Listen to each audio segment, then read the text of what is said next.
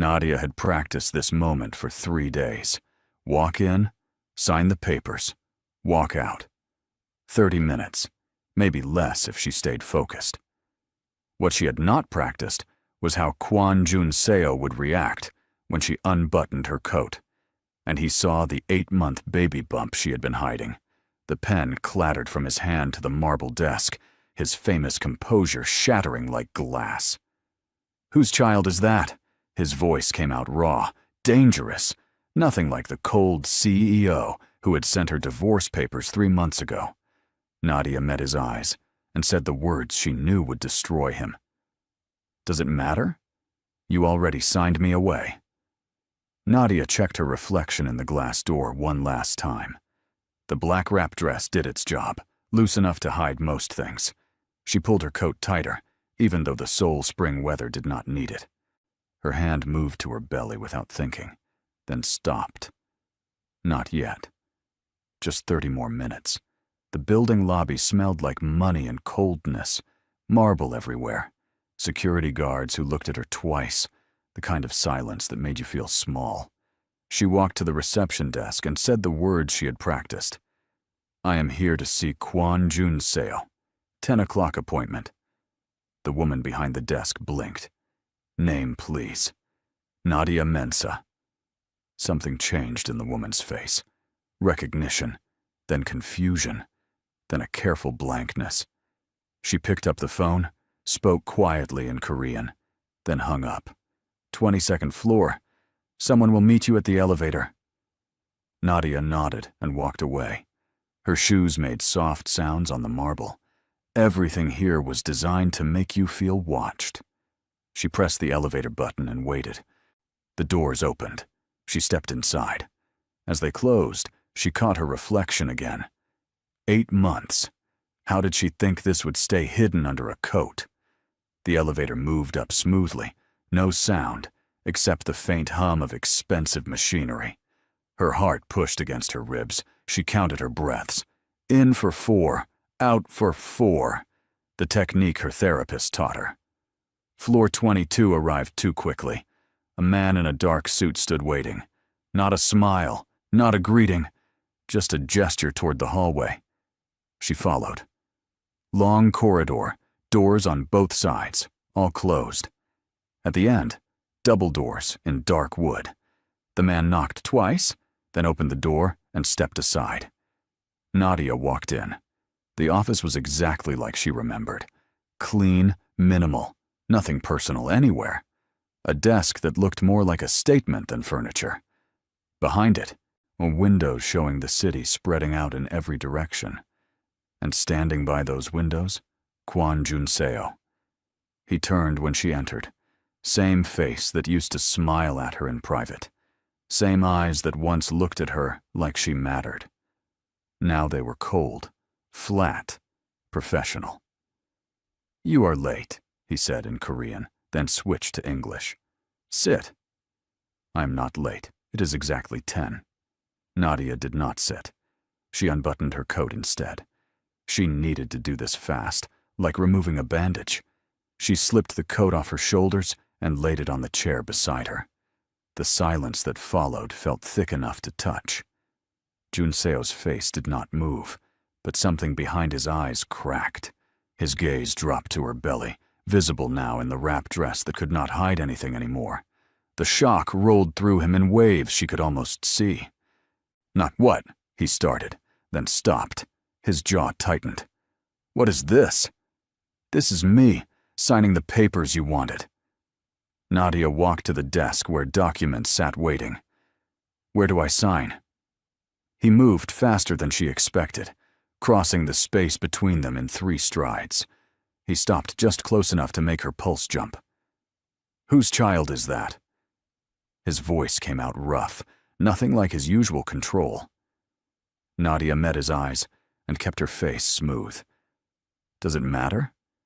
You already signed me away." The words landed exactly how she meant them to. She watched his hand curl into a fist, then slowly release. He was fighting for control and almost winning. "Answer me." "I came here to finish what you started. The divorce papers. You had your lawyer send them to me 3 months ago. She picked up the pen from his desk. So, let us finish this quickly. Nadia. Her name in his mouth sounded like a warning and a question. How far along? 8 months. She watched him calculate, watched the numbers click through his mind, watched doubt and recognition fight each other behind those cold eyes. 8 months, he repeated slowly. We have not been together for 7 months. I know how to count, Junseo. Then you will answer my question.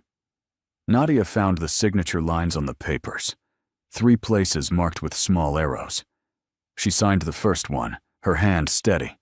Stop! His hand came down on the papers, not touching hers, but close. Stop signing. Why? This is what you wanted. That was before. Before what? She looked up at him. Before you saw I was pregnant. Does that change something? He pulled the papers away from her reach. Everything.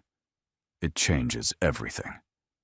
If you are enjoying this story, hit that subscribe button right now, because things are about to get very complicated very fast. Trust me, you do not want to miss what happens next. Nadia straightened and took a small step back. Distance helped her think. It should not change anything. Your life, your business, your reputation, they are all cleaner without me. That is what your letter said. I never wrote you a letter. Your lawyer did. Same thing. Not the same. Junseo set the papers down but kept his hand on them. Tell me the truth. Is this my child? The question hurt more than she expected. Nadia felt something twist in her chest, but kept it off her face. She had practiced this, too. I came to sign papers, not to be interrogated. You came into my office 8 months pregnant, and you expected no questions? His control was slipping. She could hear it in his voice, see it in how his shoulders tensed. You disappeared. You stopped answering calls. You moved out of your apartment. And now you show up like this. I got a new job. I moved. People do that. Not you. Not without telling anyone.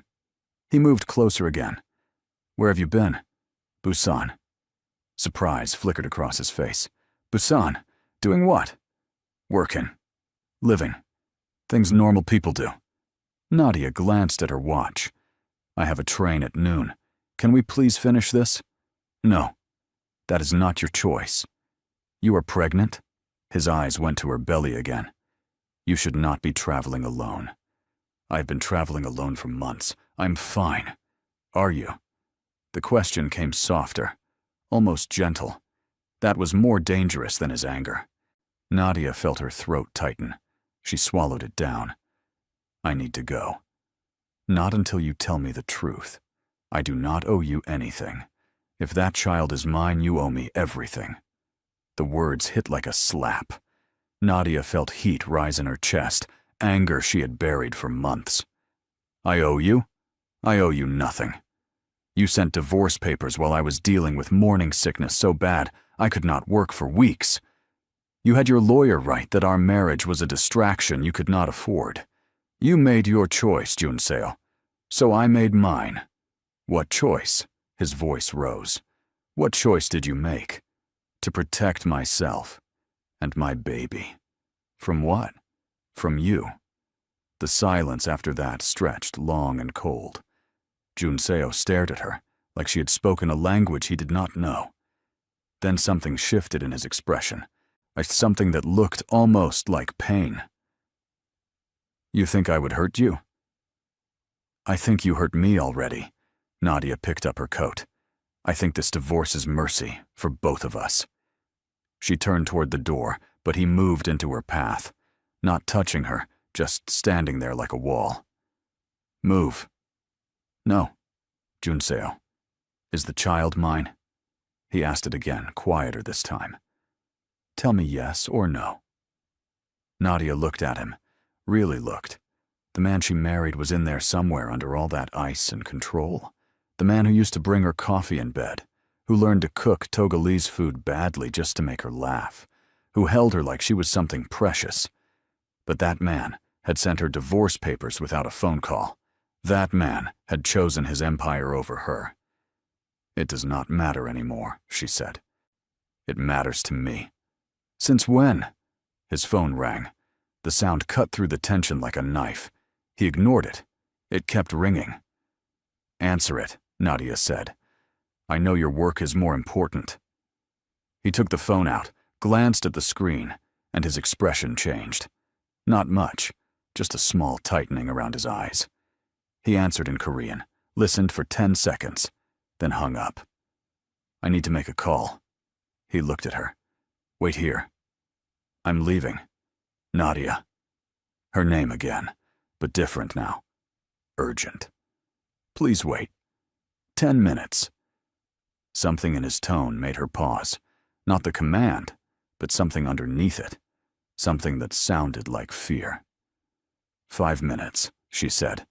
He nodded and stepped into the small side office connected to the main room, closing the door behind him.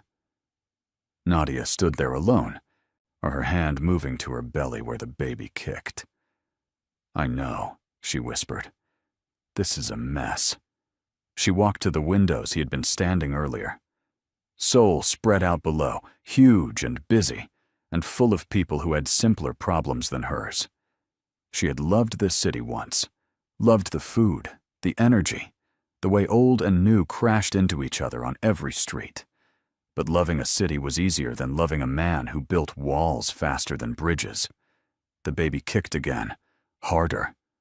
Nadia pressed her hand there and felt the movement under her palm.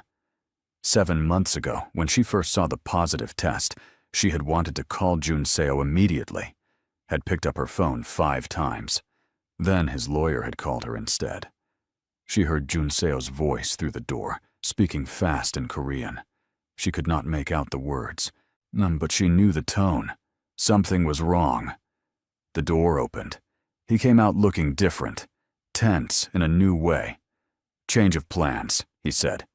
"You are not taking the train to Busan." "Excuse me?" "It is not safe." Nadia felt cold wash over her. "What are you talking about?" "Someone has been watching you." He grabbed his jacket from the back of his chair. "How did you get here this morning?" "Taxi from my hotel." "Which hotel?" "Why does that matter?" "Nadia." He stopped and looked at her straight. "Which hotel?" "The one near Hongdae Station, the small one." He pulled out his phone and made another call, speaking in rapid Korean. When he hung up, he moved toward her. "We need to leave. Now. I am not going anywhere with you until you explain.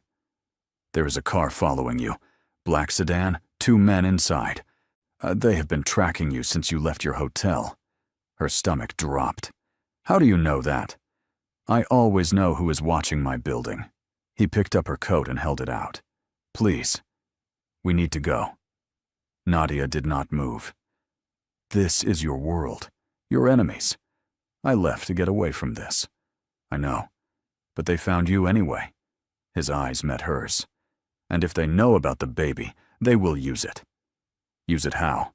"However, they need to." He stepped closer. "I will explain everything, but not here. We need to move." Nadia felt the baby kick again, like even the child knew danger was close. She took the coat from him and put it on. "If you are lying to me," she started.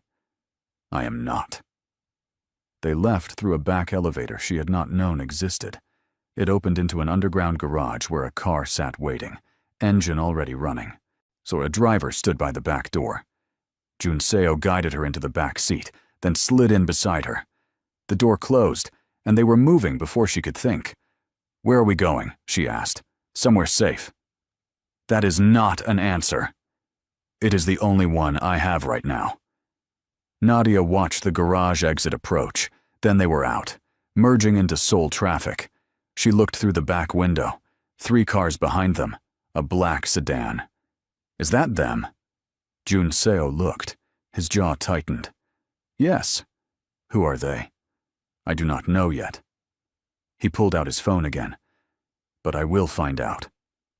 The car turned left suddenly, then right, moving through streets faster than felt safe. Nadia gripped the door handle. The black sedan stayed behind them. "They are not even trying to hide," she said. "No, they want us to know they are there. Why? To scare us, to make us make mistakes." He looked at her. "Put your seatbelt on properly." She already had it on, but she adjusted it, moving it under her belly like the pregnancy book said. The car turned again, this time into an alley so narrow she could see the brick walls on both sides. They emerged onto a wider street. The black sedan was gone. Nadia let out a breath she did not know she was holding. Did we lose them? For now. Jun Seo's phone rang again. He answered, listened, then said something sharp in Korean. When he hung up, his face looked carved from stone. "What?" Nadia asked. "They were not just following you." He turned to look at her fully. "They have been watching you in Busan for 2 weeks." The fear that shot through her was pure ice. 2 weeks? Well, how do you know? "My security team found cameras. 3 of them. 1 outside your apartment building. 1 at the cafe where you eat breakfast. 1 at the hospital where you have been going for checkups." Nadia felt sick. The hospital? They know about the pregnancy. They know how far along you are. They know everything. Her hand went to her belly protectively. Why? What do they want? Jun Seo's eyes were dark with something that looked like rage, but controlled, banked down tight. "They want leverage, and you just became the best leverage anyone could have against me. But we are getting divorced. They do not care about papers." He looked at her belly. "They care about that." The car pulled into another underground garage, this one attached to a tall building Nadia did not recognize. The door opened, and Jun Seo got out first, then offered his hand to help her. She took it because getting out of cars was harder now with the extra weight. His hand was warm and steady, and she hated that it made her feel safer. They took another elevator up. Jun Seo did not tell her which floor, and she did not ask. When the doors opened, they stepped into a hallway that looked like a hotel, but quieter, emptier. He led her to a door at the end, used a key card, and gestured her inside. The apartment was nice. Not huge, not fancy, just clean and quiet with actual furniture that looked used. A couch, a table, and curtains that blocked the view. "Where are we?" Nadia asked. "Somewhere no one knows about." He closed and locked the door behind them. "You will stay here until I figure out who is behind this." "I will stay? But what about you?" "I need to go back, handle things." "No." The word came out harder than she meant. "You do not get to lock me in a safe house while you run off to handle things. Either you explain everything right now, or I walk out that door." "You would put yourself in danger just to prove a point?" "I would put myself in danger to stop being treated like a piece on your chessboard." Nadia sat down on the couch, her legs tired. "Talk. Now." Jun Seo looked at her for a long moment. Then he pulled a chair over and sat facing her, close enough that their knees almost touched. "3 months ago," he started, "I found out someone inside my company was stealing. Not money, information. Details about deals, contracts, and connections. Things that could destroy me if they reached the wrong people." Nadia listened, for her hand still on her belly. "I started investigating quietly. The thief was good. Careful. I could not figure out who it was. Then my head of security suggested something." He paused. He said the leak might be personal. Someone close to me. "And you thought it was me?" "No." The answer came fast. "I never thought it was you." "Then why the divorce papers?" His expression flickered with something that might have been regret. "Because my security chief convinced me that whoever was close to me was in danger. That the people buying the information would not stop at stealing. They would take hostages. Leverage. He said the best way to protect you was to push you away publicly. Nadia felt anger rise hot in her chest. So you sent divorce papers instead of talking to me. I know how it sounds. Do you? Because it sounds like you made decisions about my life without asking me. Again. I was trying to protect you. By breaking my heart, her voice cracked despite her best effort. I was pregnant, Junseo. I was scared and alone, and the man I loved sent me legal documents instead of a conversation. He leaned forward, elbows on his knees. I did not know you were pregnant. Would it have mattered? Yes. The word came out raw. It would have mattered. The baby kicked hard, like agreeing with him. Nadia closed her eyes for a second. When she opened them, Junseo was staring at her belly. Does it hurt? When it moves like that? No.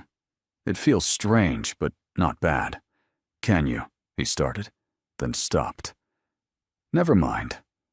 She knew what he wanted to ask. Part of her wanted to say no just to hurt him back. But a bigger part of her was tired of fighting. Give me your hand, she said quietly. He looked at her face, then slowly extended his hand. She took it and placed it on her belly where the baby was moving. His hand was large and warm, and it covered half her stomach. The baby kicked right against his palm. Junseo's breath caught. His eyes went wide, all that careful control completely gone. That is your child saying hello. He looked up at her, and for the first time in 7 months, she saw the man she married. Not the CEO, not the cold strategist. Just Junseo, looking at her like she held the whole world. My child, he repeated softly. Yes. His other hand came up, both of them on her belly now, gentle and careful. The baby kicked again, and he laughed, actually laughed, a sound she had not heard in so long. Then his phone rang. The spell broke. He pulled his hands back and answered. His face changed as he listened, going hard and cold again. When? He asked in English. Then. Where? Then. I'm coming now. He stood up. I need to go.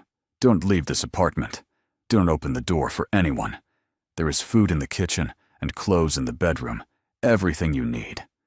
What happened? They made a move. He headed for the door. I will have guards outside. You are safe here. Junseo. He turned back. Who is they? His expression went dark. I am about to find out. Then he was gone. Nadia sat alone in the strange apartment, her hands on her belly, feeling the baby move. Outside, Seoul hummed with traffic and life and danger she could not see. She stood up slowly and walked to the window. The curtains were thick, but she pulled one back just enough to look out. The building across the street looked normal. The cars below looked normal. But someone out there had been watching her for 2 weeks. Someone knew about the baby. Someone wanted to use her child as a weapon. She let the curtain fall closed and turned back to the empty apartment. On the table, her phone buzzed. She picked it up. Unknown number. Her thumb hovered over the answer button. Then she pressed it. Hello. Silence. Then a voice, male, speaking English with no accent she could place. We need to talk about your husband. He's not my husband anymore. The baby says different. Her blood went cold. Who is this? Someone who can help you, if you are smart. Help me how? Kwon Junseo is not who you think he is. The things he has done, the people he has hurt, you do not know half of it. I'm hanging up. Wait. The voice sharpened. Do you know what he does with the money from his company? Where it really goes? Nadia's finger hovered over the end button. He kills people, Nadia. Not directly. He's too smart for that. But his money funds operations that disappear people who get in the way. And now you are carrying his child. Do you really think he will let you leave? You are lying. Am I? Ask him about the Busan port deal. Ask him what happened to the inspector who tried to shut it down. The line went dead. Nadia stood there, phone in hand, heart pounding. The baby kicked, and she pressed her hand there without thinking. Everything she knew, everything she thought she knew, felt like sand shifting under her feet. The door lock beeped. She spun around. Junseo walked back in, moving fast. "Did anyone call you?" She looked at her phone, then at him. "No." "Why?" He studied her face like he was reading a book. "You are lying." "I am not." "Nadia." He crossed to her in 3 steps. "If someone contacted you, I need to know. Now." "Why?" "So you can control that too? So I can protect you." "From who? From them or from you?" His head pulled back like she had hit him. "What does that mean?" "It means I do not know what to believe anymore." She held up her phone. "It means someone just told me things about you that make me wonder if leaving was the smartest thing I ever did." "What things?" "You tell me." "What happened to the inspector in Busan?" The color drained from his face. That was all the answer she needed. Junseo went very still. The kind of still that meant his mind was working faster than his body could show. "Who told you about that? Does it matter? Is it true?" He ran a hand through his hair, the first time she had seen him do something that looked nervous. "It is complicated. That is not a no. The inspector did not die, if that is what they told you. He is alive. He lives in Singapore now with a very comfortable retirement." "Retirement at 40? After trying to shut down your deal?" "He was paid to look the other way, and he took the money. That is not murder, Nadia. That is business." She felt sick. "You bribed a government official." "I solved a problem that would have cost 300 people their jobs. By breaking the law. By playing the same game everyone else plays." He stepped closer. "You think I built what I have by following every rule? You think anyone does? I think I married someone I do not know." "You knew exactly who I was." His voice went hard. "You knew my business was not clean. You knew I moved in circles that required compromise. You said you understood. Understanding it in theory is different from hearing you admit to bribing officials, like it is nothing. It is not nothing. It kept people employed. It kept money flowing into communities that needed it. The inspector was blocking the deal because he wanted a bigger cut. So I gave him one. Nobody died. Nobody even got hurt." Nadia pressed her fingers to her temples. Her head was starting to pound. "No, I cannot do this right now." "Then why did you bring it up?" "Because someone called me and said you kill people." The silence that fell was so heavy she could feel it pressing on her chest. Junseo's face went blank, that cold mask he wore in business meetings. "Show me your phone." "No." "Nadia." "No." She held it against her chest. "You do not get to order me around anymore. This is not about control. Someone is feeding you information designed to turn you against me. I need to know who. Maybe they are telling me the truth you never did." He looked at her for a long moment. Then he walked to the window and stared out at the city. "I have done things I am not proud of. Built relationships with people who operate outside the law. Made deals that would not survive sunlight. But I have never killed anyone. Never ordered it. Never paid for it. Never looked away while it happened. How do I know that is true? Because you know me." He turned back to face her. "Because the woman I married was a corporate risk analyst who spent 2 years looking into my company before she would even date me." "You think you missed something that big?" He was right about that. Nadia had investigated him thoroughly before their first dinner, had run background checks, financial reports, and interviewed former employees under the guise of research. It was her job to find risk, and Junseo had been the biggest risk her heart ever took. But she had never found evidence of violence. Questionable deals, yes, Gray area negotiations, absolutely. But not murder. Then who called me? She asked. And why say that? To create doubt. To make you vulnerable. He pulled out his own phone. What number? She hesitated, then showed him. He looked at it, and his jaw clenched. Burner phone. Untraceable. So we have nothing. We have a voice. Did you recognize it? No, a man. No accent I could place. What else did he say? Nadia thought back. He said you are not who I think you are, that I don't know what you have done. Then he mentioned the inspector and said I should ask you about it. That is all? He said you would not let me leave, that carrying your child means I am trapped. Something dangerous flashed in Junseo's eyes. You are not trapped. You were never trapped. Then why am I in a locked apartment with guards outside? Because people are hunting you. He moved toward her again. No, there is a difference between protection and prison. Is there? Because right now it feels the same.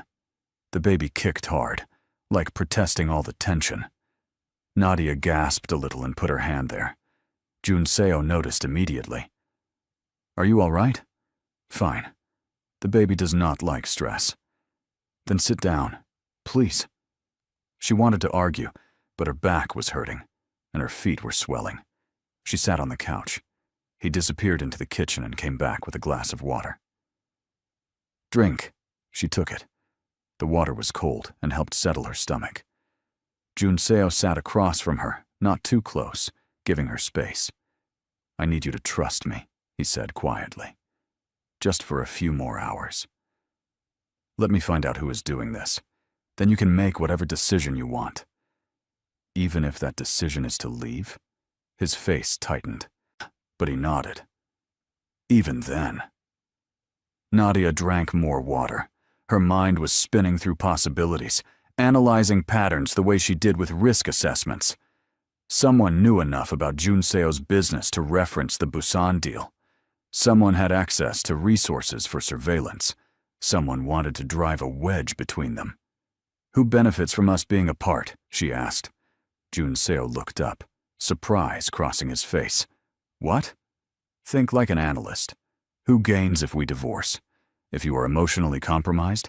If I take the baby and disappear? He leaned back, considering. Business rivals. People I have blocked from deals. People who want my position. Inside or outside the company. Could be both. Who suggested the divorce in the first place? His eyes sharpened. My head of security. Choi Min-jae. How long has he worked for you? 6 years. Is that normal? For someone in that position? It is loyal. Min-jae has been with me through 3 major expansions. He has protected me from actual threats before. Or he created the appearance of threats. Nadia set down her water glass. What if there was no mole? What if he invented the information leak to isolate you? She watched him process that. Saw the resistance first, the loyalty arguing against suspicion. Then saw the analytical part of his brain kick in. Why would he? Junseo asked slowly. I do not know yet. But someone benefited from you pushing me away. Someone is now benefiting from me being scared. And the same person has access to surveillance equipment and knows your schedule well enough to track both of us. Min-jae would not. You trust him. With my life. Maybe that is the problem. Nadia leaned forward despite her belly making it awkward. The best betrayals come from people you never suspect. His phone rang. He looked at the screen, and his expression changed. It is him. Answer it. But do not tell him I am here. Junseo held her gaze for a second, then answered. Yes? He listened. Nadia watched his face, trying to read the micro-expressions she had learned during their marriage. There, a small tightening around his eyes. Doubt. Where are you now? Junseo asked. Pause. No, I'm handling it personally. Another pause. That is not necessary. I will call you when I need you. He hung up. What did he say? Nadia asked. He found the men who were following you. said he is interrogating them now. Do you believe him? I do not know anymore. Jun Seo stood and paced to the window and back. Min Jae has saved my life twice. Once in Hong Kong, once in Tokyo. Both times he saw threats. I missed. Or he orchestrated them and played hero. That is a serious accusation. This is a serious situation. Nadia struggled to stand. Her center of gravity was off, and she wobbled. Jun Seo moved instantly to steady her, his hands on her arms. Careful. I am fine. But she did not pull away. His hands were warm and steady, and for a moment, she let herself remember what it felt like to lean on him. Then she stepped back. And we need more information. We need you to stay safe. I can do both. She walked to where her bag sat by the door. I've been doing both for months. What does that mean? Nadia pulled out her tablet from the bag. It means I did not stop being a risk analyst just because we separated. I have been tracking financial anomalies in your company since January. His eyebrows went up. You what? You are still technically my husband, which means I still have spousal access to certain legal disclosures. I used them. That is, he started, then stopped. That is actually brilliant. What did you find? She opened the tablet and pulled up a series of spreadsheets. 3 accounts that do not match your normal patterns.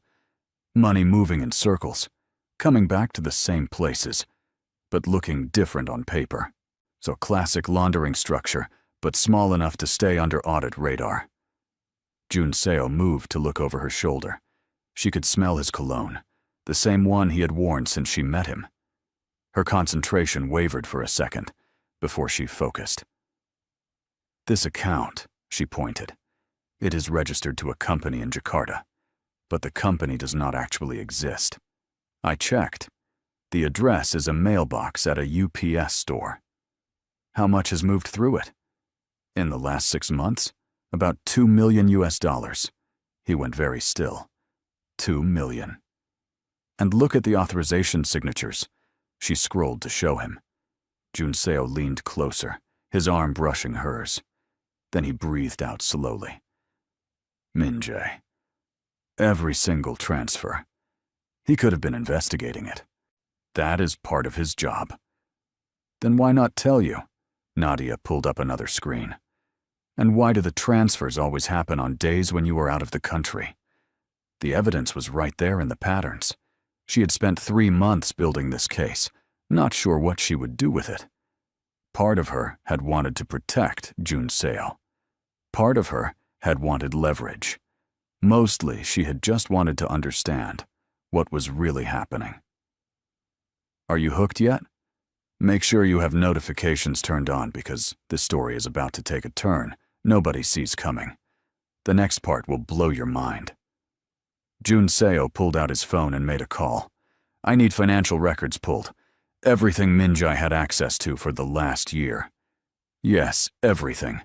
I do not care if he is head of security. Pull it now. He hung up and looked at Nadia. If you're right, I am right. Look at the dates again. Every transfer corresponds to a security incident. The Hong Kong threat. 2 days before, money moved. The Tokyo incident. Same pattern. He created the threats to justify the security budget and to make himself look valuable, indispensable. Nadia closed the tablet. The divorce papers came right after you started asking questions about the information leak. He needed to remove me before I could help you investigate. Because you would have found this. I did find this.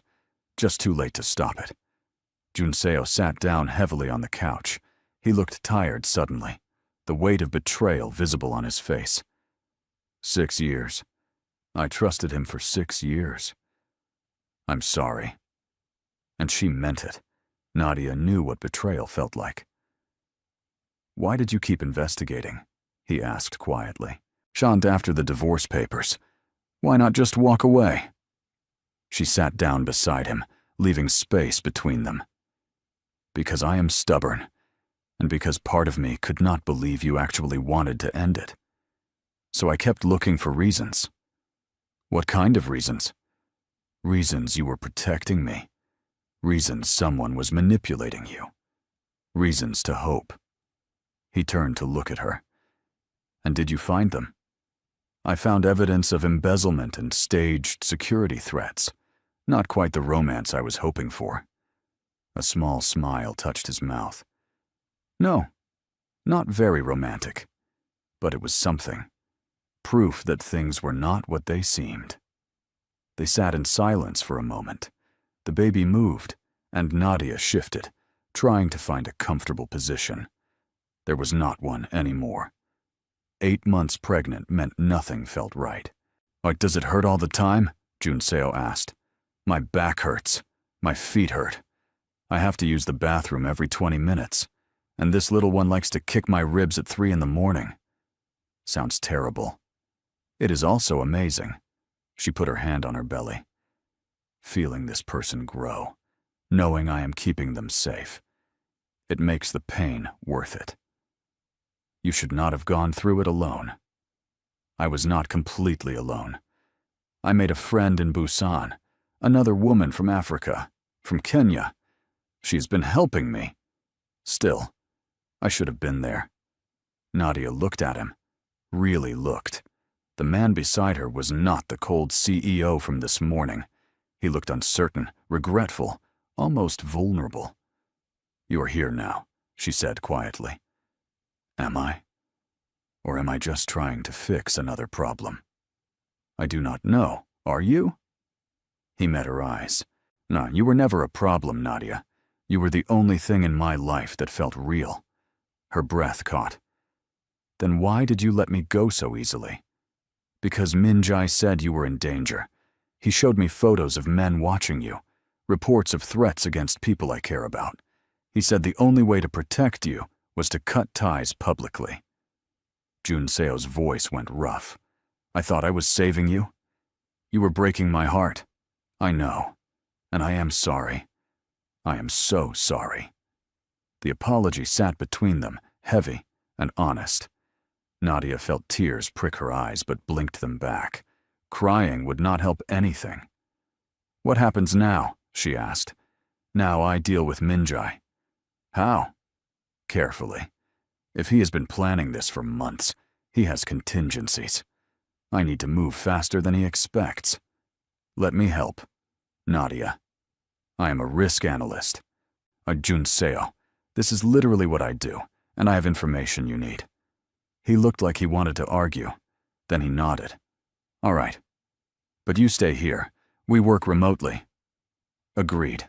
His phone buzzed. He looked at it and frowned. The financial records are blocked. Someone put a security lock on them an hour ago. Min-jae? Has to be. He knows we are looking. Then he will move soon. Probably disappear with whatever money he has left to steal. Not if I freeze the accounts first. Junseo made another call, speaking rapid Korean. When he hung up, he looked grim. Done.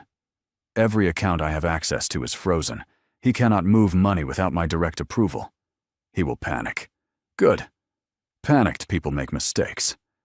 Nadia's phone buzzed. She looked down. Another unknown number, but this time a text message. You should have signed the papers when you had the chance. She showed it to Junseo. His face went dark. He knows you are here. How? I do not know, but we need to leave. Now. He stood and pulled her up gently. They moved toward the door, but before they reached it, the lights went out. Complete darkness. Nadia felt Junseo's hand find hers.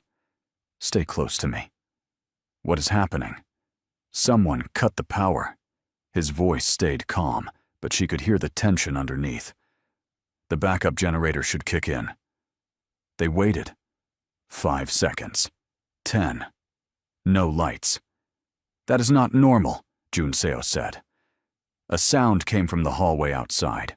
Footsteps, multiple people, moving fast. Junseo pulled Nadia away from the door, guiding her in the darkness. Where are we going? Bedroom. There is another exit. They moved through the dark apartment.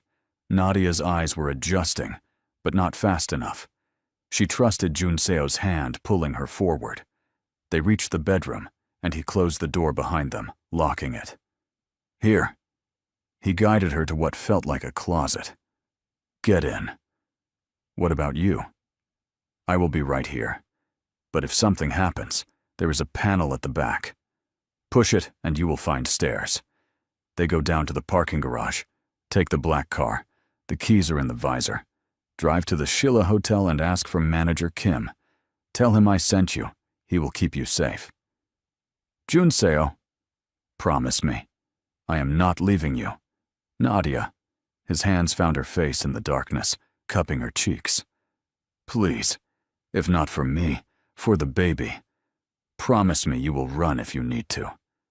She wanted to argue, but he was right. She had more than herself to protect now. "I promise." "Good." He kissed her forehead quickly, then stepped back. She heard him move across the room. Then light flared on his phone screen. Someone pounded on the apartment door. Hard. "Junseo, open up. It is Minjai." Nadia held her breath. Junseo moved back to the bedroom door, positioning himself between it and where she stood. "The keycard should work," Junseo called back. "System is down. Power failure knocked out the locks." How convenient. A pause. Then Minjai's voice, different now, colder. "We need to talk." "So talk. Not through a door. You have 5 seconds to tell me why I should trust you." "Because I am trying to save your life, you stubborn fool. There are 3 men in the stairwell with guns. I got here first, but they are coming. So either open this door, or we both die proving a point." Junseo looked back toward where Nadia stood hidden in the darkness. She could not see his face, but she could imagine it. Calculating odds, weighing risks. "How do I know you are not working with them?" he asked. "You do not. But in 30 seconds, it will not matter." Nadia heard it then. Footsteps in the hallway. More than one person. Moving fast, and not trying to be quiet about it. Junseo cursed in Korean. Then he moved to the bedroom door and opened it. "Get in here." Minjai came through fast, and Junseo locked the door behind him. In the faint light from the phone screen, Nadia could see Minjai was breathing hard, his suit jacket torn. "Where is she?" Minjai asked. "Safe. Who are those men?" "Hired guns. Foreign, probably Russian, based on the weapons. Someone paid them to grab the girl." "Who?" "I'm still working on that." Minjai pulled out his own phone. "But whoever it is has resources. This is not some amateur operation. You should know. You have been stealing from me for 6 months." Minjai's head snapped up. "What?" "The Jakarta accounts. $2 million. All authorized by you." Even in the low light, Nadia could see shock cross Minjai's face. Real shock, not performed. "I never authorized transfers to Jakarta," Minjai said slowly. "Show me." "Later. Right now. We have a more immediate problem." Something heavy hit the apartment door. Once. Twice. They were breaking it down. Minjai moved to the bedroom door and braced against it. "Is there another way out?" "Closet, panel in the back. Get her out. Well, I will hold them here." "You will die. Better me than her. She is carrying your heir." Minjai looked at Junseo straight. "I have done many things I am not proud of, but I never betrayed you. And I am not starting now." Another crash against the outer door. Wood splintering. Junseo grabbed Nadia's hand and pulled her toward the closet. "Come on." "What about him?" "He can take care of himself." They pushed through, hanging clothes to the back panel. Junseo found the latch, and it swung open, revealing a narrow stairwell lit by emergency lights. Behind them, the apartment door gave way. Shouting in a language Nadia did not recognize. Then gunfire, sharp cracks that made her ears ring. "Go! Go!" Junseo pushed her into the stairwell and followed, closing the panel behind them. They ran down the stairs as fast as Nadia could manage. Her belly made her clumsy, but adrenaline kept her moving. Above them, more gunfire. Then silence. "Minjae," Junseo said quietly, "you do not know that." "I know." They reached the parking garage. The black car sat exactly where he said it would be. Junseo got her into the passenger seat, then slid behind the wheel, keys in the visor, just like he said. The engine started. He drove toward the exit, and stopped. A black van blocked the ramp. 3 men stood in front of it, all holding guns. "Hold on," Junseo said. "To what?" He slammed the car into reverse and hit the gas. They shot backwards, tires screaming. The men started firing. The back window exploded. Nadia screamed and ducked. Junseo spun the wheel, and the car whipped around. He shifted into drive and headed for the other exit, the one for service vehicles. More gunfire. The side mirror shattered. Junseo kept driving, taking corners too fast, the car sliding on the smooth concrete. They burst out onto a side street. No van, no men. Just normal Seoul traffic. Junseo drove for 5 blocks, taking random turns. Then he pulled into an alley and stopped. "Are you hurt?" He turned to her, hands already checking her face, her arms. "I'm fine. Are you?" "Yes." He looked at the shattered windows. That was too close. Nadia's hands were shaking. She pressed them against her belly, feeling for movement. The baby kicked, strong and healthy. "Thank God," she whispered. Junseo saw what she was doing, and his face went pale. "The baby is fine. Probably annoyed at all the excitement. But fine." He leaned his forehead against the steering wheel. "I almost got you killed. You saved me. Again. I put you in danger in the first place." "No. Someone else did that." Nadia touched his shoulder. Minjae was telling the truth, was he not? About not stealing from you. "I think so." Junseo lifted his head, which means someone else set him up. Someone with access to security systems and financial records. Someone inside the company. They looked at each other in the dim light of the alley. "Who else has that level of access?" Nadia asked. Junseo's phone rang. He looked at it, and his expression changed. "Who is it?" "My vice president, Lee Sung-min," he answered. "Yes?" Nadia watched him listen, saw his jaw clench tighter and tighter. "I see," Junseo said finally. "See, and you are telling me this now because more listening." "No. Stay there. I am coming to you." He hung up. "What did he say?" "Minjae is dead. They found him in the apartment. 3 bullets." Nadia felt cold wash over her. "I'm sorry." Sungmin said the police are calling it a robbery gone wrong, but he knows better.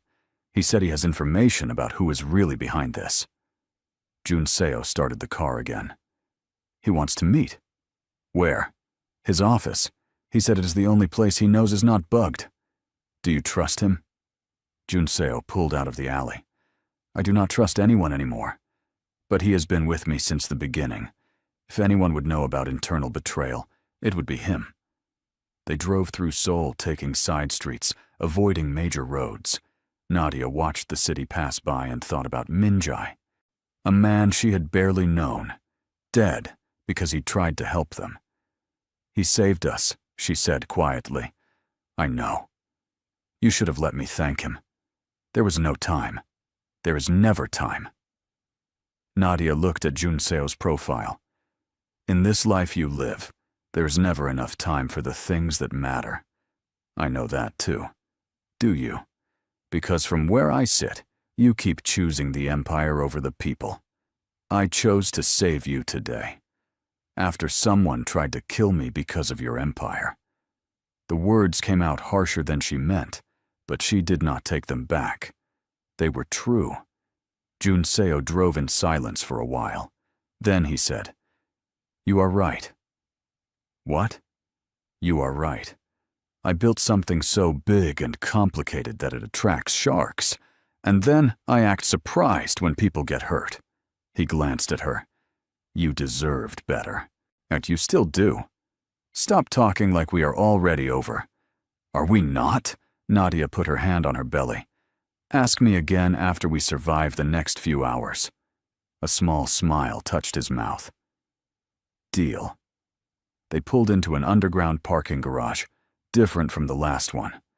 This building Nadia recognized. Junseo's main company headquarters. Are you sure this is safe? She asked. No.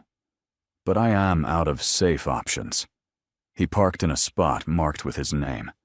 Stay close to me. Do not talk to anyone.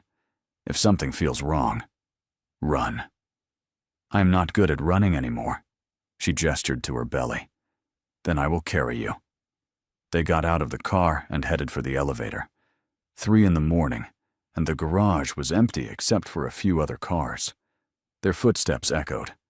The elevator doors opened. Empty. They stepped inside.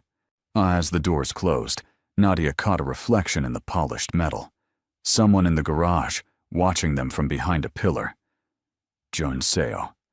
I saw. The elevator started moving up. He pulled her behind him, positioning himself between her and the door. This feels like a trap, she said. Everything feels like a trap now.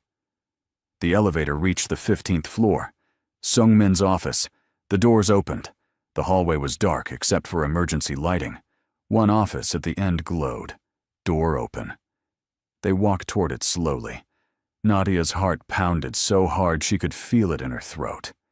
The baby kicked, sensing her fear. Almost there, she whispered to her belly. Just stay calm. They reached the office door. Inside, Lee Sung-min sat at his desk, hands folded in front of him. He looked up when they entered. Close the door, he said. Junseo did. Talk. You have a problem, Sung-min said. Bigger than you know. Then enlighten me. Sung-min's eyes moved to Nadia. She should not be here for this. She stays. Junseo. She stays, or I walk. Sung-min sighed. Fine, but do not say I did not warn you. He pulled out a folder and slid it across the desk. This is everyone who has betrayed you in the last year. Names, amounts, methods. Junseo opened the folder. Nadia watched his face go from shocked to angry to carefully blank. This is half my executive team, he said quietly. Yes. How long have you known? 3 months. I've been gathering evidence. Why not come to me sooner? Because I was not sure who else was involved. Sung-min looked at Nadia again. Not until she left. So that is when I knew. Knew what? Nadia asked. That Junseo would do anything to protect you, including making himself vulnerable. And that is exactly what they wanted. Nadia felt the words land like stones in her stomach. What do you mean? Sung-min opened another folder. The divorce papers were not Junseo's idea. They were suggested by multiple people in his inner circle, all at the same time, all using the same reasoning about protecting you. A coordinated effort, Junseo said. Yes, they needed you isolated, emotionally compromised, easy to manipulate. Sung-min pulled out photos. They have been planning this for over a year, since before you even got married. Nadia moved closer to look at the photos, her breath caught. There she was, in images she did not know existed, having coffee with Junseo before they were engaged, walking through Bukchon village on their 3rd date, laughing at something he said outside a restaurant. They were watching me from the beginning, she whispered. They were watching both of you, waiting for the relationship to become serious enough to matter. Then they struck. Junseo's hands clenched into fists. Who is they? Sung-min pulled out one more photo and placed it face down on the desk. Before I show you this, you need to understand something. This person has been with you since the start, helped you build everything, saved your company twice from collapse. You trust them completely. Stop stalling and show me. Sung-min flipped the photo over. Nadia looked at the face and felt her world tilt. She knew this person, had sat across from them at dinners, had listened to their advice about soul life. Jun Seo went very pale. "No. I'm sorry," Sungmin said quietly. "You are wrong. You have to be wrong. I have bank records, email trails, recorded phone calls. I wish I was wrong." The photo showed a woman in her 50s, elegant and professional.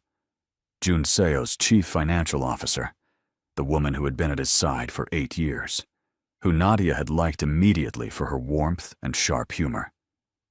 "Park Ji-won," Jun Seo said. "This says Park Ji-won has been stealing from me. Not just stealing, orchestrating everything. The information leaks, the security threats, the divorce papers, all of it.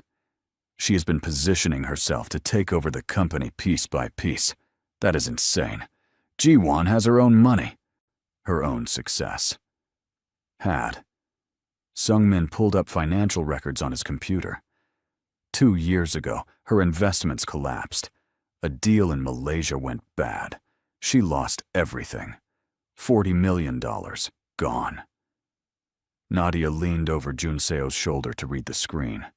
The numbers told a clear story. Massive debt, failed recovery attempts, then sudden cash injections from unknown sources. "She has been embezzling to cover her losses," Nadia said. "Worse, she has been selling company secrets to competitors. Your competitors, Jun Seo. Every major deal you lost in the last year. She sabotaged them and got paid by the other side." Jun Seo stood up and walked to the window. His shoulders were rigid, his breathing controlled but heavy.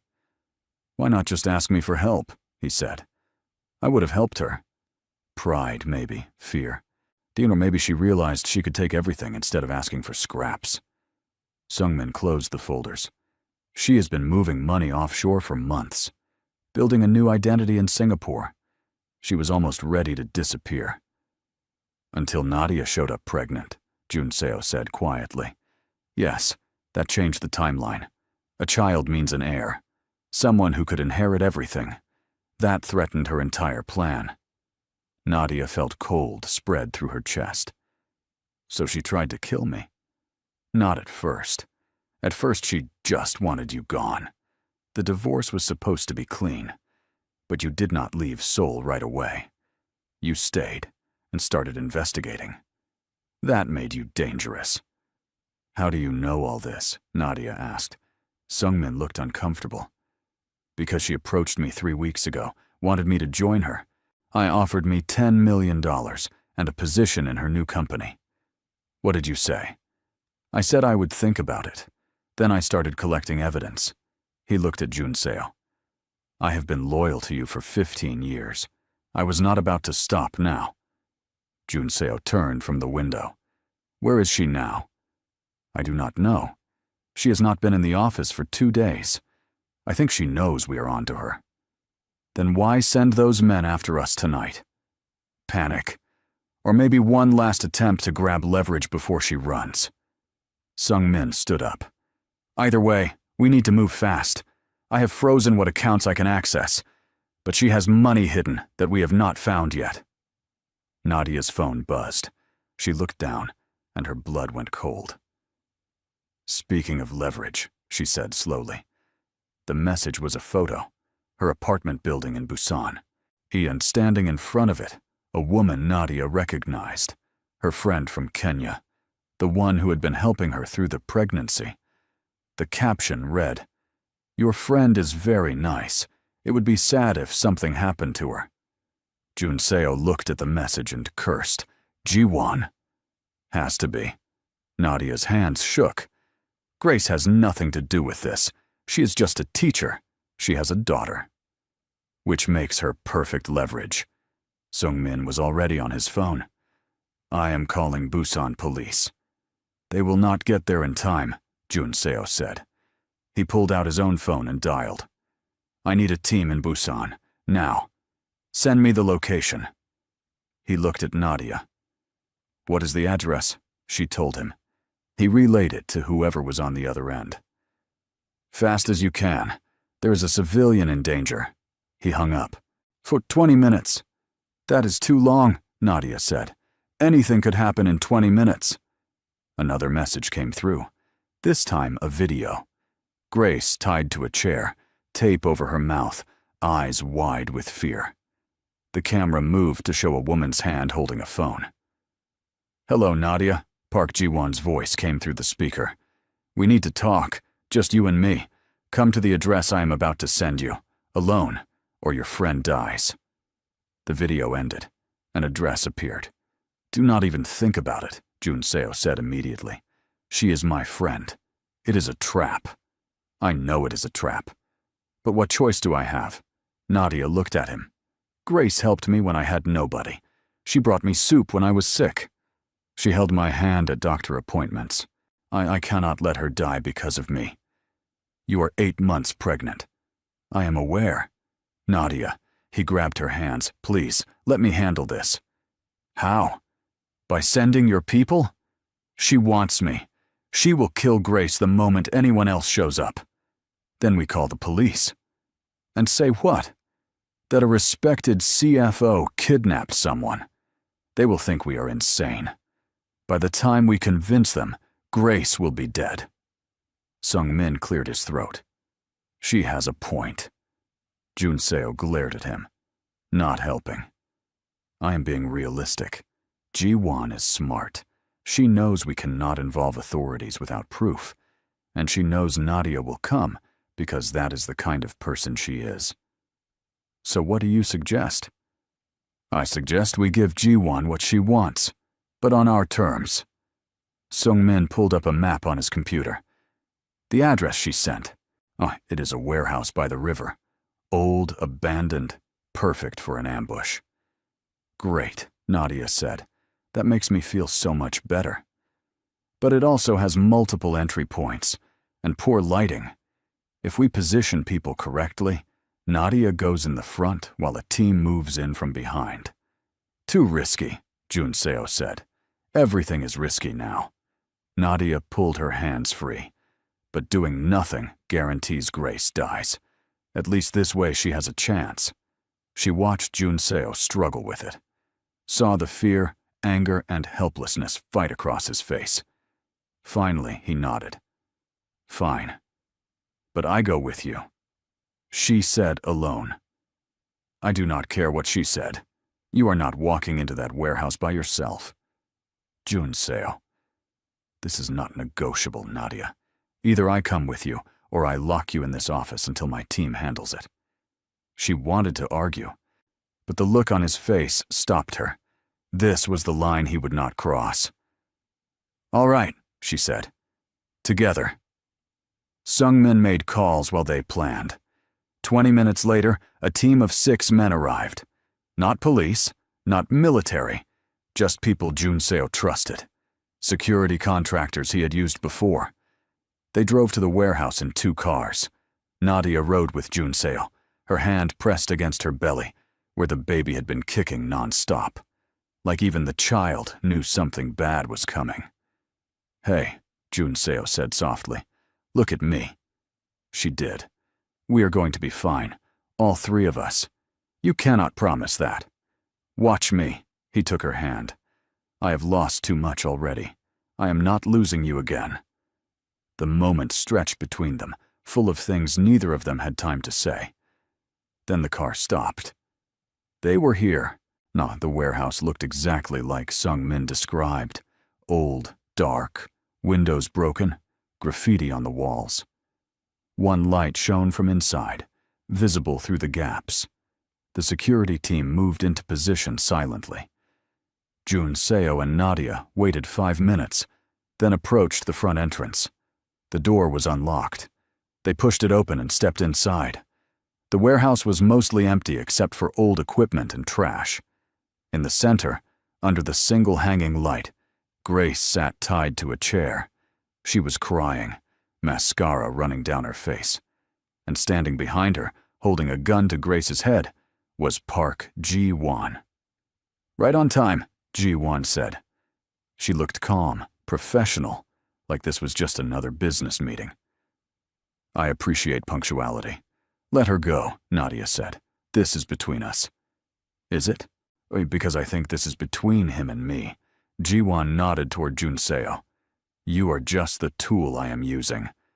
Tool for what? Junseo asked. His voice was steady, but Nadia could feel the tension radiating off him. To destroy you. The great Kwon Junseo, brought down by love. It is almost poetic. You want money? Take it. I will transfer whatever you need. I do not want your charity. Jiwon's hand tightened on the gun. I want what I earned. 8 years of making you rich. 8 years of fixing your mistakes. 8 years of being ignored while you got all the credit. I never took credit for your work. You took everything. The respect, the power, the glory.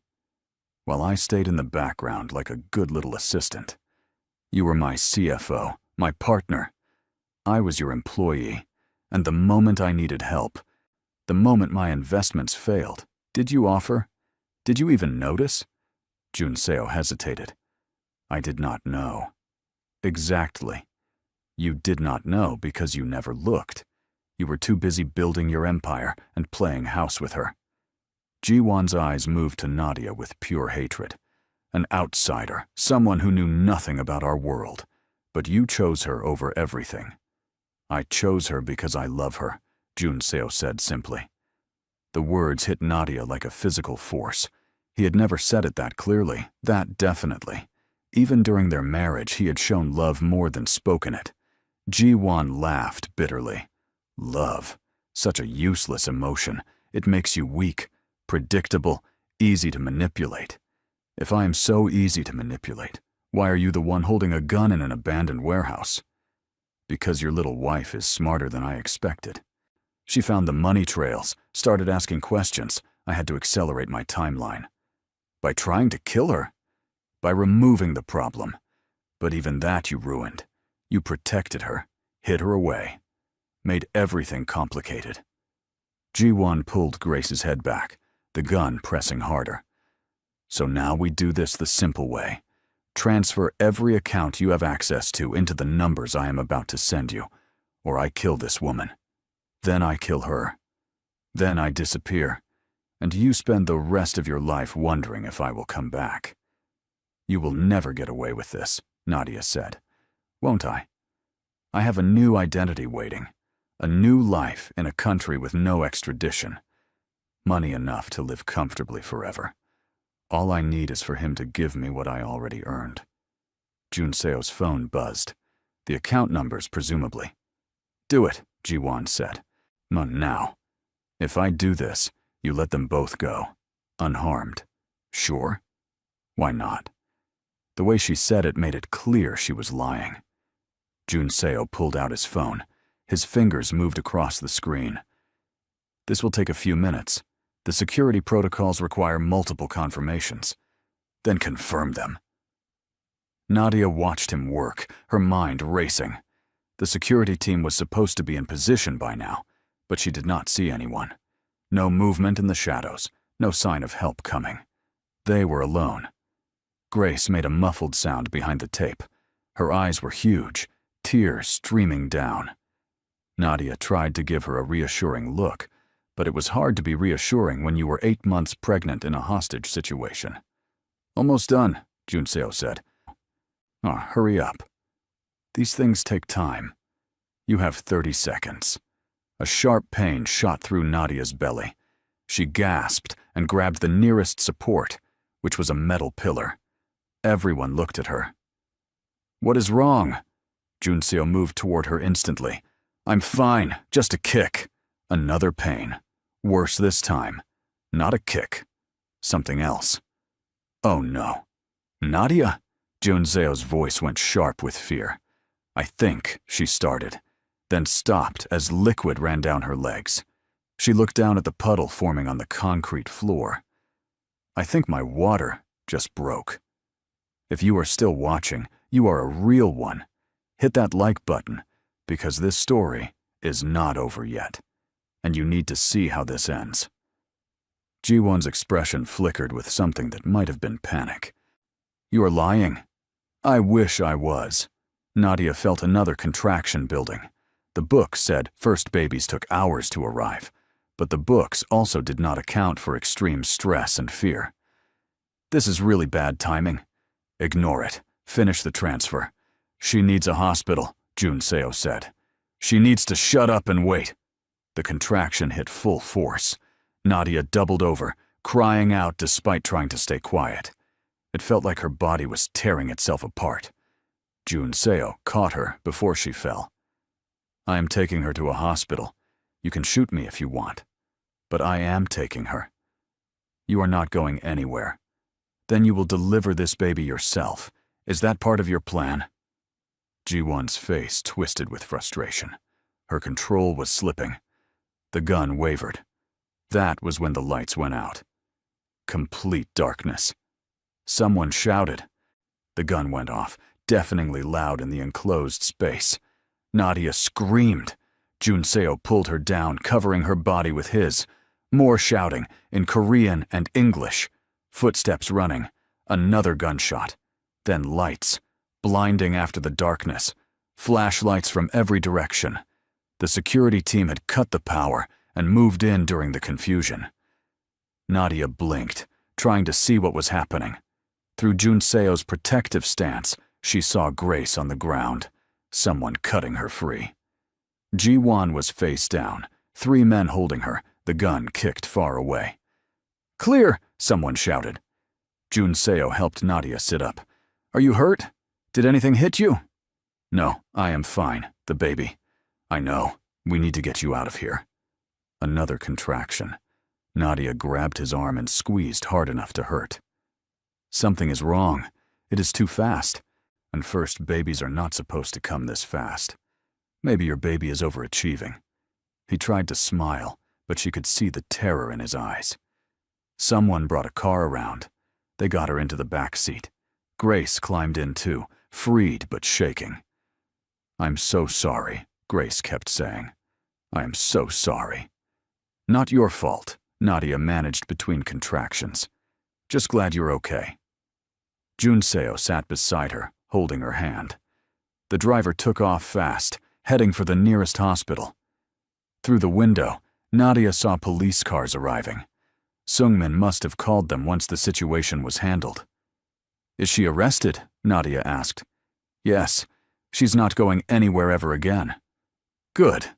Another contraction. Oh God, this hurts. I know, I'm sorry. I'm so sorry for all of this. Stop apologizing and just get me to a hospital before I have this baby in your car. They made it with 10 minutes to spare. The hospital staff took one look at Nadia and rushed her to labor and delivery.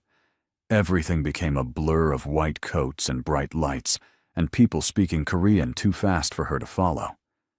Jun Seo stayed beside her, translating when she needed it, holding her hand when the contractions got bad. You should call my mother, Nadia said during a brief calm moment. What is her number? She told him. He made the call, speaking in French that surprised her. She had forgotten he learned it to talk to her family. She's on the next flight, he said. For she will be here in 14 hours. She is going to kill you for getting me into this mess. I deserve it. A doctor came in and examined her. Rapid Korean followed.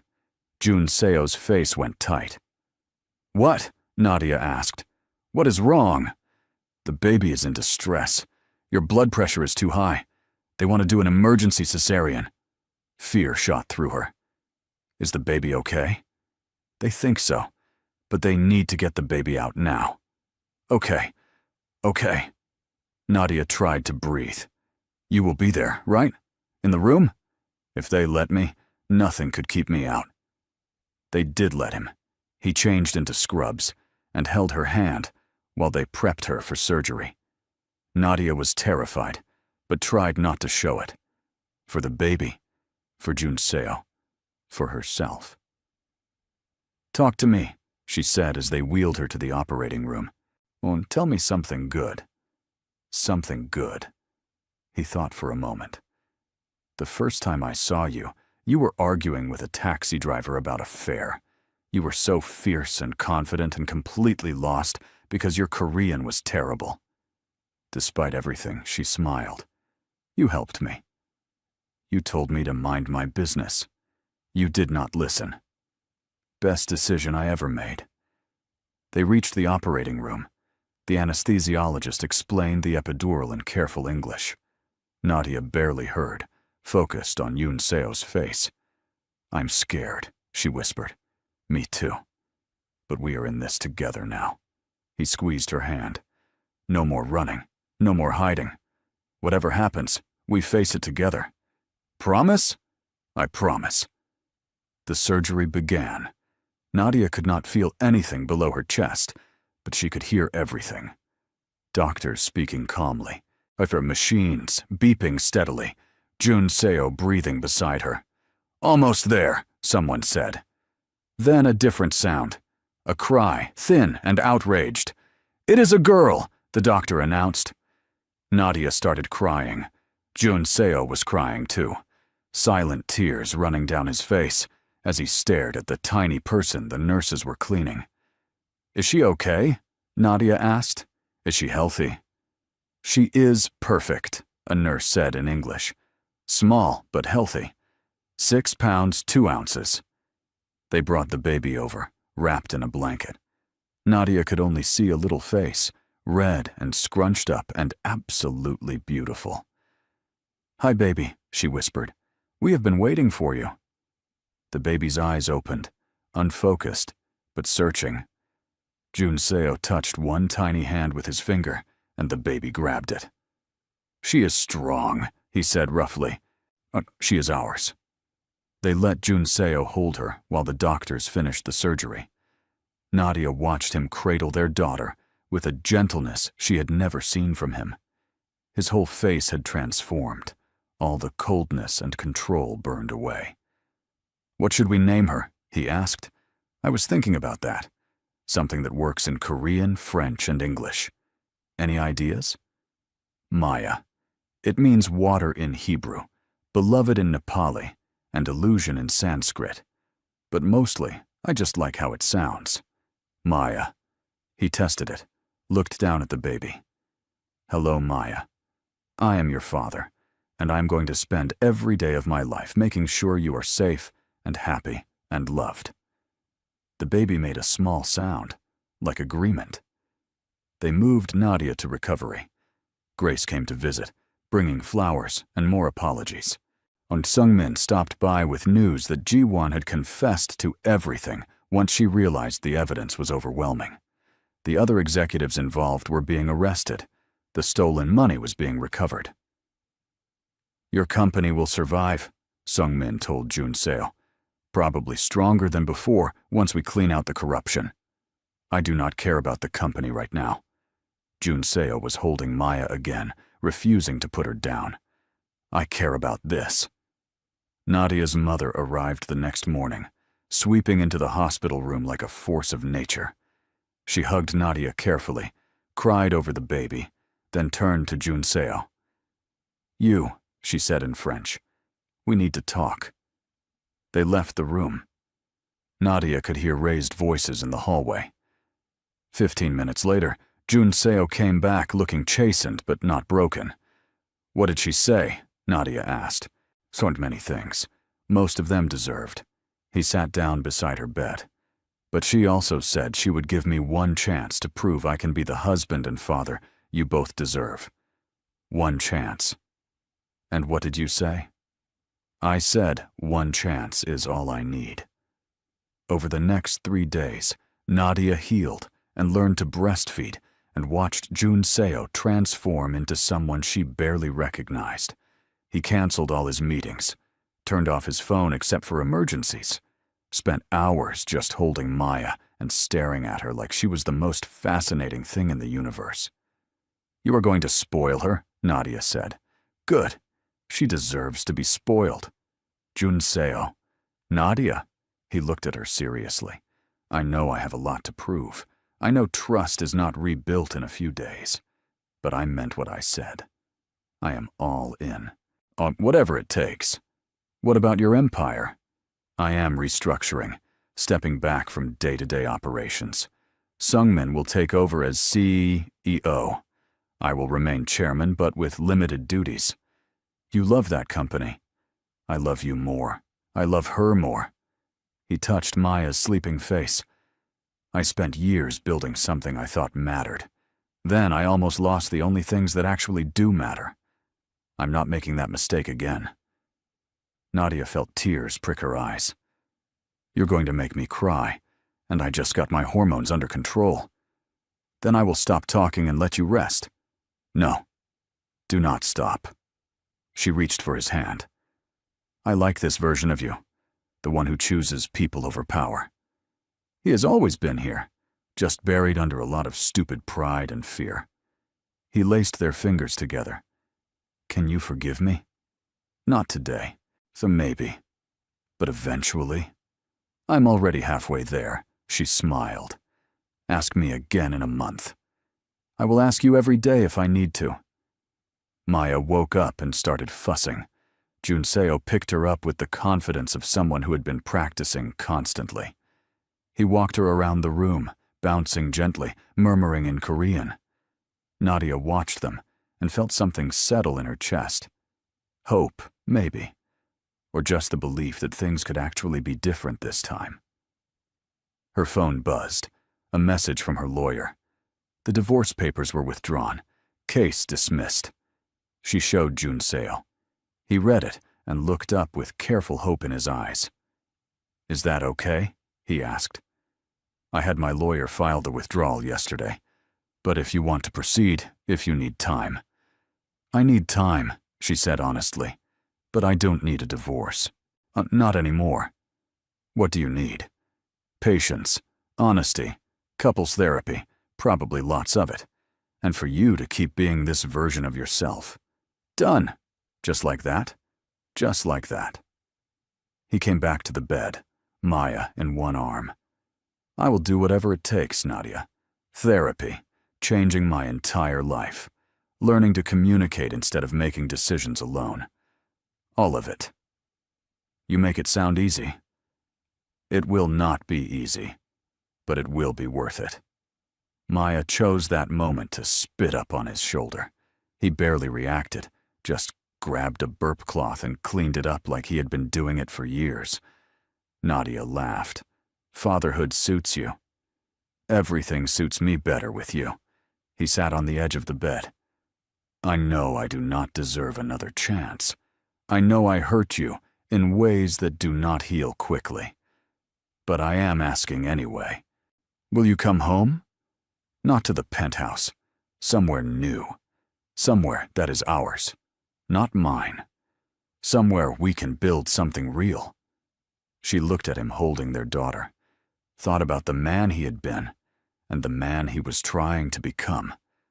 Thought about her own heart and what it wanted, despite all the logical reasons to be cautious. Okay, she said quietly. Okay? Okay. But we do this right. Slowly, with boundaries, conversations, and therapy. Whatever you need. And the first time you go cold on me, the first time you make a major decision without talking to me, I am gone. For real this time. Understood. I mean it, Junseo. I will not live in a marriage where I am just a pretty addition to your life. I need to be a partner. An equal.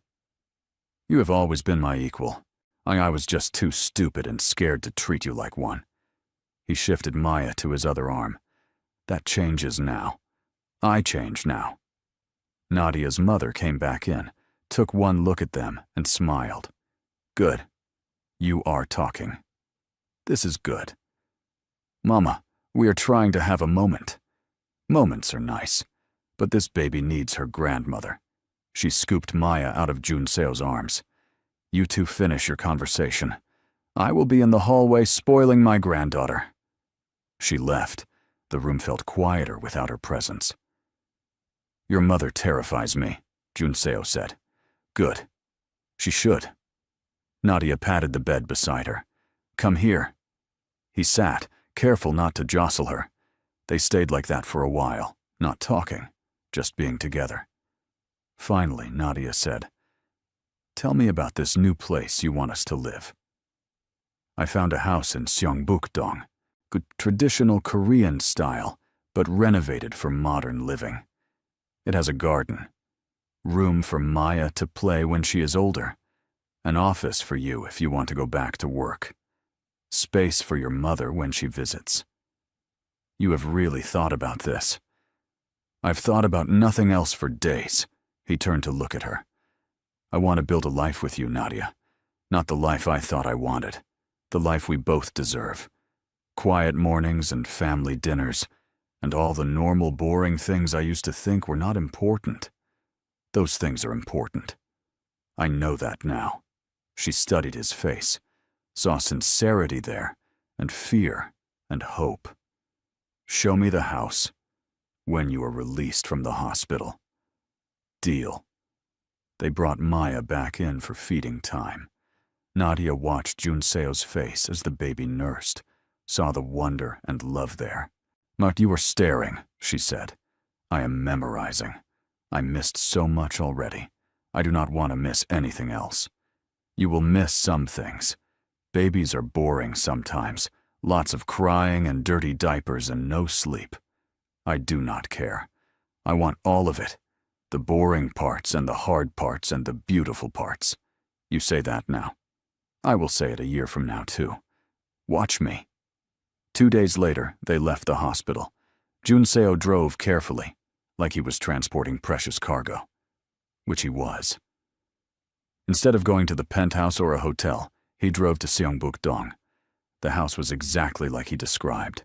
Traditional wooden exterior, modern interior, beautiful garden with a cherry tree in bloom. "What do you think?" he asked nervously. Nadia looked at the house, then at him, then at Maya sleeping in her carrier. "I think we should go inside and see if it feels like home." It did. Over the next month, they moved in slowly. Nadia kept her own space, her own room, taking things at her own pace. Junseo did not push, just showed up every day. Changed diapers, learned to make bottles for when Nadia needed a break, walked Maya around the garden at 3 in the morning when she would not sleep. They started couples therapy. It was hard and uncomfortable and necessary. Nadia said things that hurt. Junseo admitted to fears he had never voiced. They fought sometimes, but they fought fair, and they always came back to the same place. "We are worth the work," Nadia would say. "We are worth the work," he would agree. 6 weeks after Maya was born, Nadia woke up to find Junseo already awake, sitting by the window with the baby. "You are up early," she said. Could not sleep. Too busy thinking. About what? About how I almost lost this. How close I came to destroying the best thing in my life because I was too proud to ask for help and too scared to be vulnerable. But you did not lose it. We are here. Because you are stronger than I deserved." He looked at her. "I do not say it enough, so I am saying it now. I love you, Nadia. I love you more than I knew it was possible to love someone. And I will spend the rest of my life proving it." She walked over and sat beside him. "I love you too. Even when I did not want to. Even when I tried not to, I loved you. And now? Now I am choosing to love you. Actively, intentionally, with my eyes open." He kissed her forehead. "That is more than I hoped for." "Good. Because this is as romantic as I get at 6 in the morning with no sleep." He laughed quietly. Maya stirred but did not wake. They sat together watching the sun rise over Seoul, their daughter between them, their future uncertain but hopeful. 3 months later, Junseo came home from the office early. He found Nadia in the garden, Maya on a blanket beside her, both enjoying the autumn sunshine. "I have news," he said. "Good or bad?" "Good, I think. The company restructuring is complete. All the corrupt executives are gone. Sung-min has everything running smoothly." He sat down on the blanket. "Which means I am officially semi-retired at 34. How does that feel?" "Terrifying and amazing." He picked up Maya, who immediately grabbed his nose. "But also right. I have spent 15 years building a business empire. Maybe it is time to build something else. Like what? Like a family. Like a marriage that actually works. Like a life that matters for reasons that have nothing to do with money or power. Nadia smiled. Look at you, being all philosophical. Therapy is making me soft. I like you soft. Good, because I plan to stay this way. He laid back on the blanket, holding Maya above him. She drooled on his face, and he laughed. Nadia watched them, her heart full of something that felt like happiness. Real happiness, not the performance of it. Hey, Junseo. Yes? Thank you for not giving up on us. Thank you for giving me a reason not to. He looked at her over Maya's wiggling body. We are going to make it, are we not? Actually make it this time. Yeah, Nadia said. I think we are. And for the first time in a long time, she believed it completely. Before we end this story, I need you to do something for me. If this story made you feel something, if you laughed or cried, or got butterflies, hit that subscribe button right now. Share this with someone who loves a good romance, and comment below telling me what part got you the most. I read every single comment, and your support means everything. Thank you for being here until the very end. 1 year later, they renewed their vows. Not a big ceremony, just close friends and family in the garden of their home. Maya toddled around in a tiny hanbok, stealing the show. Nadia wore a simple dress, nothing fancy.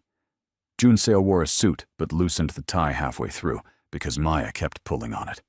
They wrote their own vows this time. I promise to talk before I act, Junseo said. So to choose us over everything else, to be the partner you deserve and the father our daughter needs, to love you loudly instead of quietly, and to never ever send divorce papers without a conversation first. Everyone laughed.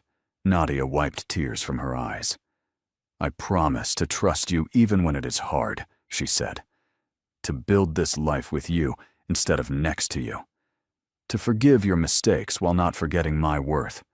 And to remind you every day that empires crumble, but families last. They kissed, while Maya clapped her hands, not understanding but happy anyway. Later, after everyone left, and Maya was asleep, Nadia and Junseo sat in the garden under the stars. Do you ever regret it? He asked. Everything that happened. The pain I caused. Sometimes, she answered honestly. But then I look at what we built from the broken pieces, and I think maybe we needed to break to become something better. That is very wise. I have my moments. He pulled her closer. I'm going to love you forever, you know. Even when we are old and gray, and Maya is bringing her own children to this garden. Forever is a long time. Not long enough. Nadia leaned her head on his shoulder and looked up at the Seoul sky, full of stars she rarely saw in the city. But tonight, they were visible, bright and clear. Hey, Junseo? Yes? I am glad I came to sign those papers. Why? Because it brought me here, to this moment. To us, actually. Us this time. He kissed the top of her head. Best worst decision we ever made. Agreed. They sat in comfortable silence, two people who had fought their way back to each other, holding tight to what they almost lost. Inside the house, Maya slept peacefully. In the city beyond, life continued its chaotic pace. But in this garden, in this moment, everything was exactly as it should be. And that was more than enough.